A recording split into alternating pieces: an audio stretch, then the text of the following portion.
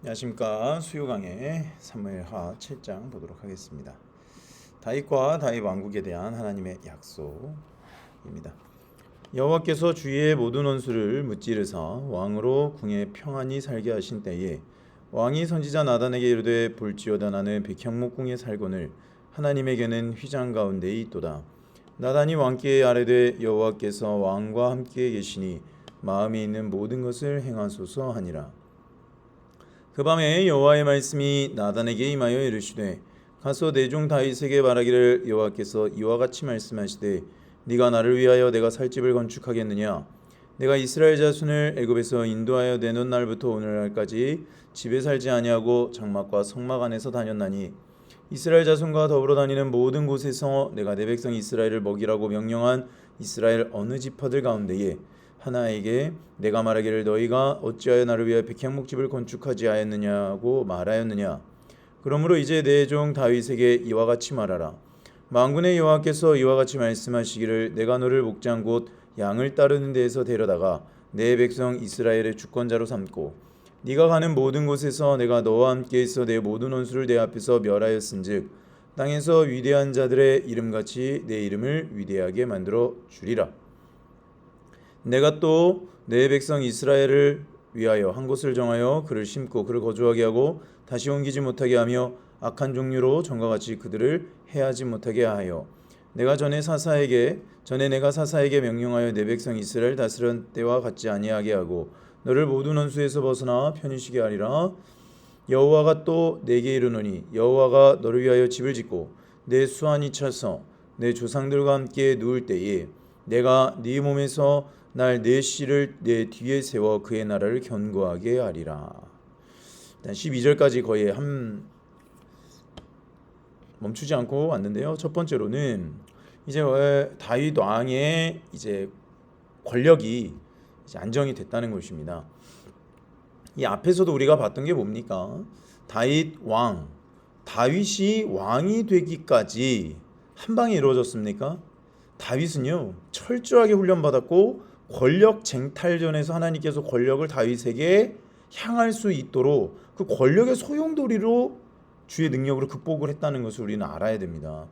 이게 성경을 읽다 보면요 이 하나의 그냥 단순한 다윗의 극복기라고 생각하면 안 돼요. 이 아브라함 우리가 새벽에 창세기 보고 있는 거랑 똑같습니다. 다윗도 아브라함은 고대 근동사회에서의 그 치열한 쟁탈전 가운데에서 하나님의 능력을 경험했고 다윗도 마찬가지입니다. 이 어마어마하게 많은 둘러싸여 있는 내부의 적부터 외부의 적까지 그 권력 쟁탈전을 통해서 외부는 외교고 내부는 권력 쟁탈전이죠.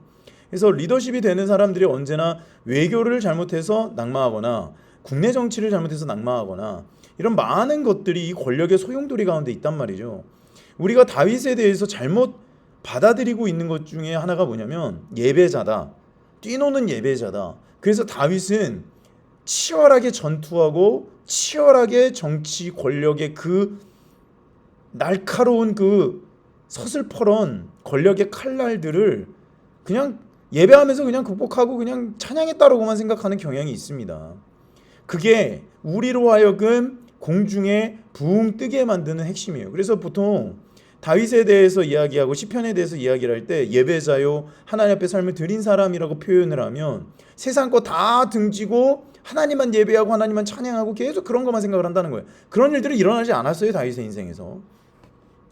모든 원수를 무찌르사 왕으로 궁에 평안히 살게 한 때에 이 1절에 굉장히 많은 의미가 담겨 있다는 것입니다. 치열한 현실의 전쟁을 하나님의 도우심으로 말미암아 이기고 하나님께서 주의 원수를 무찌르셔서 왕으로 궁에 평안하게 살게 하셨다는 거예요.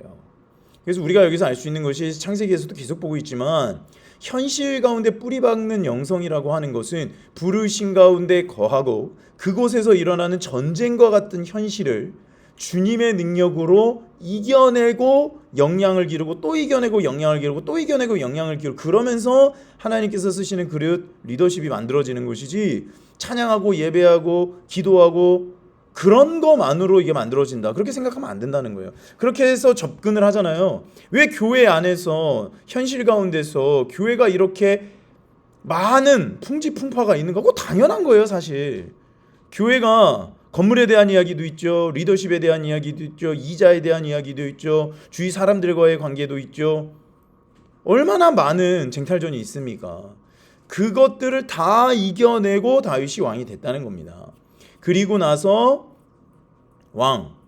왕한테 직접, 다윗에게 직접 말씀하셔도 되는데 하나님께서 권력을 분산시키시기 때문에 상권 분립도 사실 여기서 시작이 된 거거든요. 그래서 선지자 나단을 통하여서 왕에게 그 의지를 꺾어버리십니다. 무슨 의지? 성전을 짓고자 하는 의지를 꺾어버리세요. 너는 그거 할 거냐. 그러니까 다윗은 너무 하고 싶은 거죠. 왜냐? 이것이요, 사실 다윗의 마음도 있지만 하나님의 성전을 지음으로 말미암아 자신의 권력을 과시하고 싶은 그런 욕망도 있다는 것입니다. 이제 그 자리에 가다 보니까. 그러니까 하나님께서 꾸짖는 거예요, 사실. 7절에 보니까 어느 지파들 가운데 하나에게 내가 말하기를 너희가 어찌하여 나를 위하여 백향목집을 건축하지 아니하였느냐고 말했느냐.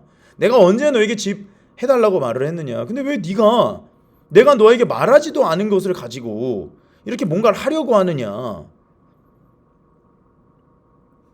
왜 그랬을까요? 이제 위대해지고 싶은 거예요, 다윗은. 위대해지고 싶은 왕으로서의 그 타오르는 욕망, 이런 것들을 성전, 하나님의 신과 함께하는 왕이다, 그거를 선포하고 싶은 것들인 것입니다. 이게 숨어 있는 거예요. 그러니까 그러므로 이제 내 종 다윗에게 이와 같이 말하라. 다윗에게 직접 말씀하시지도 않죠. 나단을 통해서 말씀하십니다. 너는 거기까지다. 만군의 여호와께서 이와 같이 말씀하시니 내가 너를 목장 곧 양을 따르는 데에서 데려다가 내 백성 이스라엘 주권자로 삼았다. 너는 양치기에 불과했지만 이스라엘의 주권자로 삼는 것이 나다. 네가 가는 모든 곳에 내가 너와 함께 있었다. 9절. 네 모든 원수를 내 앞에서 내가 멸하였다. 땅에서 위대한 자들 이름같이 내 이름을 위대하게 만들어 주리라. 그러니까 네가 나서서 몸부림치면서 위대하게 되려고 하지 말라는 거예요. 이 다윗의 욕망을 여기에서 우리는 발견할 수 있어야 됩니다. 왜냐? 이제 궁에서 평안하게 살던 때에 하나님께서 평안하게 살게 했는데 왜 굳이 이때 성전을 짓고 싶으냐? 그 마음의 중심이 하나님을 예배하고자 하는 마음이었지만 또한 동시에 하나님께서 그 중심을 살펴보시고 네 이름을 위대하게 만들어 줄 테니 뭘 하려고 하지 말라는 거예요. 그리고 내가 또 내 백성 이스라엘 위에 한 곳을 정하여 그거를 심고 그를 거주하게 하고 다시 옮기지 못하게 하여 악한 종류로 전과 같이 그들을 해하지 못하게 하여 사사 시절과 같이 되지 않게 하였다는 거예요. 이스라엘에게 이제 부여한 영토를 뺏거나 다른 자들에게 주지 않을 거예요. 그러니까 오늘날에 그 이스라엘 영토 21세기인 오늘날에도 하나님께서 절대 이스라엘 백성들이 타협하지 말게 하라게 하신 말씀의 근거가 바로 여기 있습니다. 이것을요, 유대인 혐오주의자들, 말이 유대인 혐오주의자죠. 성경 부정자들, 성경에 있는 역사관을 다 없애고 싶은 거예요, 사실. 그들이 이것을 공격합니다. 하나님께서 우리에게 주신 땅이다. 세상에게 선포해 보십시오. 비웃어요. 말도 안 되는 소리 하고 있네. 어디서 그런 소리나 하고 있어. 유대인들이 이게 굉장히 철저하거든요. 특별히 그 땅 안에서 자신의 삶을 성경과 똑같이 이렇게 드리는 진짜 보수주의자들이 있어요. 그래서 사사 시절과 같이 하지 않고 네 수완이 차서 조상들과 함께 누울 때에 네 뒤에 세워 그의 나를 견고하게 할 거다. 그는 내 이름을 위하여 집을 건축할 거고 나는 그의 왕위를 영원히 건고하게 할 거다. 나는 그에게 아버지가 되고 그는 내가 아들이 되고 그가 만일 죄를 보면 내가 사랑의 매와 인생의 채찍으로 징계하려니와 네가 내 앞에서 물러나게 한 사울에게서 내 은총을 빼앗은 것처럼 그에게서는 빼앗지 아니하리라. 내 집과 내 나라가 내 앞에서 영원히 보존되고 내 왕위가 영원히 견고히 서셨다 하라. 나단이 모든 말씀과 모든 계시대로 다윗에게 말하니라. 그러니까 다윗도 솔직히 두렵겠죠. 왜 그렇겠습니까? 자기가 하나님 앞에 기름 부으심 받은 자를 패하진 않았지만 언제 권력의 화살이, 권력의 그 서슬퍼런 칼날이 자기를 패하고 하지는 않을까. 그러니까 성전이라고 하는 도구를 통해서 나는 왕, 나는 신의 대리인이다 선포하고 싶었던 거예요. 불안하니까. 이제 권좌에 서면 불안하거든요.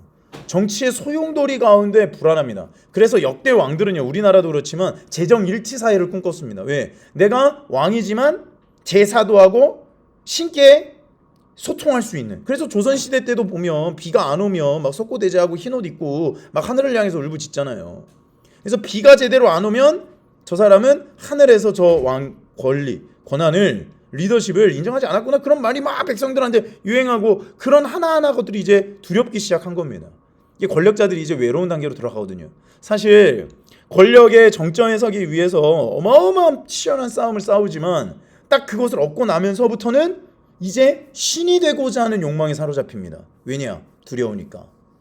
언제 자기가 죽을지 모르니까. 자기는 유한한 존재인 것을 그때 가서 깨닫게 되는 거죠. 그러니까 하나님께서 그것을 아시고 너의 왕위가 영원히 될 것이니 성전을 지어서 뭔가 불안한 거를 어떻게 해보려고 하지 말고 그건 내가 알아서 할 테니까 너는 그냥 가만히 있어라. 나단을 통해서 이게 말씀하셨다는 겁니다. 사실 이게 굉장히 속상했겠어요. 다윗이. 하나님 진짜 내 마음도 몰라주시고. 그런데 하나님은 다윗도 모르는 본인의 그 본질적인 성전을 짓고 싶어하는 것이 어디로부터 어떤 두려움으로부터 시작되었는지를 하나님께서는 꿰뚫어서 말씀을 하신다는 거예요. 그래서 네 왕위가 영원히 견고할 것이다. 내가 너에게 약속하마. 아브라함한테도 하신 약속이 똑같잖아요. 아브라함도 이 말씀하셨을 때 뭐랬어요? 엘리에셀을 통해서 이스마엘을 통해서 하려고 했는데 아니다. 이삭을 통해서 할 것이다. 이삭 태어나기 전에 이름부터 주셨잖아요. 그리고 할례를 받게 하셨잖아요. 그리고 찾아오셨잖아요. 마므레 상술이 나오면. 그리고 말씀하시잖아요.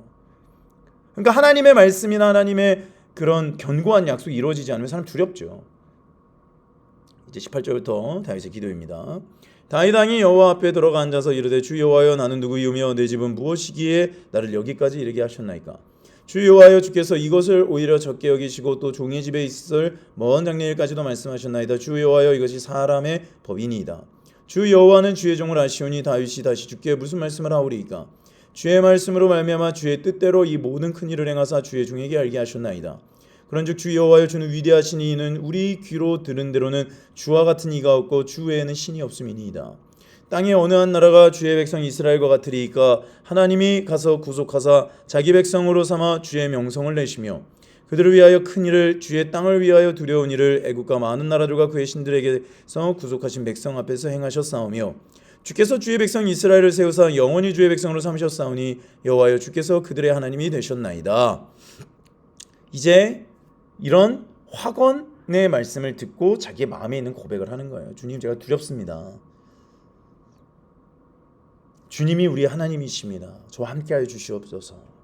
다시 권력의 끝에서 이제 예배하는 모습으로 다시 돌아가죠.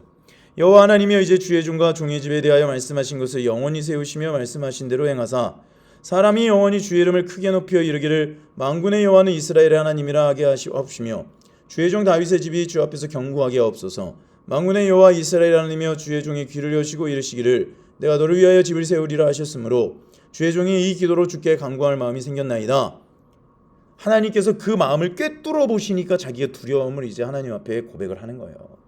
주 여호와여 오직 주는 하나님이시며 주의 말씀들이 참되시니이다. 주께서 이 좋은 것을 주의 종에게 말씀하셨사오니 이제 청하건대 종의 집에 복을 주사 주 앞에서 영원히 있게 하옵소서. 주 여호와께서 말씀하셨사오니 주의 종의 집이 영원히 복을 받게 하옵소서 하니라.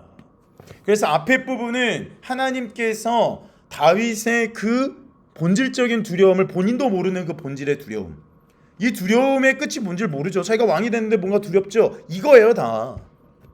나의 끝에 나는 이제 어떻게 될 것이냐, 나는 왜 여기까지 왔는가. 여기 나오잖아요. 18절에 내 집은 무엇이기에 나를 여기까지 이르게 하셨습니까. 근데 하나님께서 다 말씀을 해주시니까 하나님의 그 은혜로 말미암아 자기의 본질적인 두려움이 깨달아지고 하나님 앞에 토해놓고 기도할 수 있고 하나님 앞에 자신의 삶을 다시 드리게 되는 일들이 일어나는 것입니다. 이게 다윗의 위대한 점이자 우리가 다윗을 쫓고 동시에 하나님의 길을 가는 사람들이 언제나 이 작업을 해야 된다는 거예요. 쉬지 말고 기도하라 라고 하는 것이 바로 우리의 삶도 똑같잖아요. 이 사람은 왕이니까 이렇지 아니에요. 우리도 인생의 문제가 하나 해결하면 또 하나가 나오고 또 하나가 나오고 또 하나가 나오고 계속 그러잖아요. 해결하고 나면 두렵죠.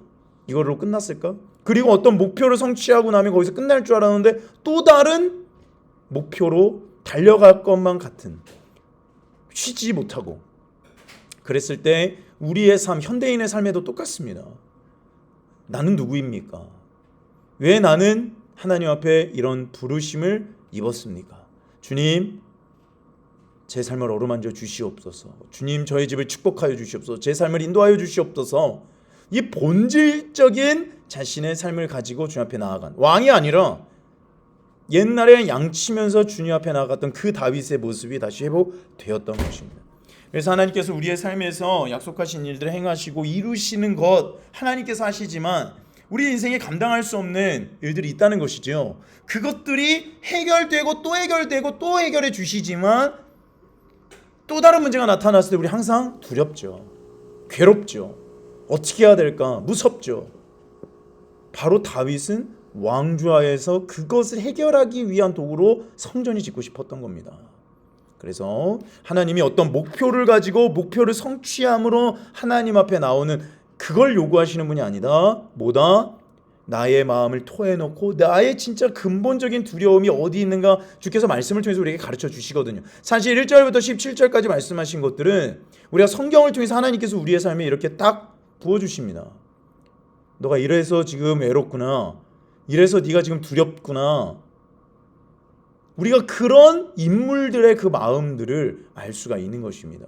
그때 바로 바울이 말한 것처럼 이 다윗의 기도, 매 순간 하나님 앞에 이렇게 토해놓음으로 기도하며 나아갈 때에 우리의 근본적인 두려움, 떨림, 공포, 이 권력 앞에서 얼마나 공포스럽겠어요. 모든 것들을 다 이루어서 내 마음대로 해도 되는데 그것을 제어할 수 있는 자로 하나님께서 나단을 세우셨고, 제어할 수 있는 이유는 하나님이 주인이신 것을 인정할 수밖에 없는 그 다윗의 중심의 마음을 하나님께서 다시 깨우쳐 주신 거죠. 사울은 이거를 외면했어요. 그리고 다윗은 이것을 외면하지 않았습니다.